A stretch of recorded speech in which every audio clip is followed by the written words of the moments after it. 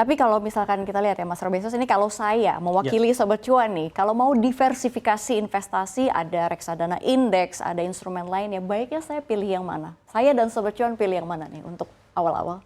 Ya, kalau untuk awal, kalau misalnya kita untuk diversifikasi, sebenarnya ada. Ini kita lihat. Ya, ada beberapa sih sebenarnya untuk diversifikasi saat ini. Reksadana pendapatan tetap saya rasa cukup menarik karena SBN juga bunganya cukup besar dan minatnya juga cukup banyak. Kemudian kalau misalnya tidak beli reksadana pendapatan tetapnya, langsung ke SBN-nya aja, itu juga cukup menarik. Kemudian emas saya rasa ada peluang untuk jangka panjang tentu saja, dan juga mungkin ke saham ya, terutama untuk saham-saham yang sebenarnya memiliki fundamental bagus. Ketika ISG sedang turun, tetap ada peluang di mana valuasinya juga murah. Mungkin kalau misalnya untuk pemula, untuk ingin yang masuk terjun ke reksadana, mungkin bisa reksadana pendapatan tetap atau bahkan reksadana pasar uang, itu bisa dipilih untuk awal kalau misalnya kita mau mulai investasi di reksadana. Saya rasa ini pilihan diversifikasi yang saat tahun ini saya rasa cukup menarik. SBN, ya SBN terutama bunganya yang ada di 6%, itu juga cukup baik juga untuk pemula. Ya, rata-rata 6%, kemudian terutama dijamin oleh pemerintah, dan itu yang membuatnya lebih aman untuk tahun ini. Emas juga sebenarnya cukup menarik, tapi itu untuk jangka panjang 5-10 tahun.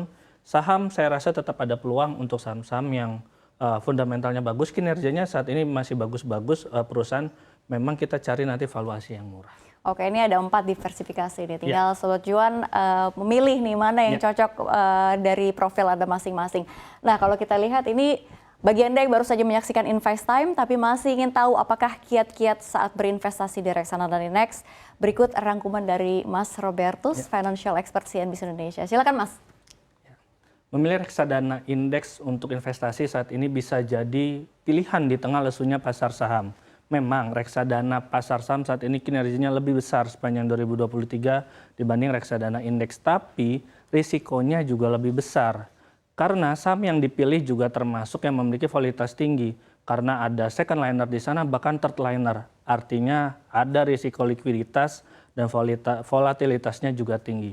Berbeda dengan reksadana indeks saham di mana konstituennya memiliki market cap besar dan sudah ada filter khusus sesuai dengan kriteria indeks. Misalnya saja Sirkahati yang salah satu kriterianya harus memiliki skor ESG bagus. Artinya pemilihan saham untuk portofolio harus sesuai dengan kaidah indeks itu sendiri. Toh kinerja reksadana saham indeks 2 digit juga, sehingga masih bisa dikatakan sangat baik. Tidak ada salahnya jika reksadana indeks dijadikan alternatif investasi untuk kamu yang mau berinvestasi.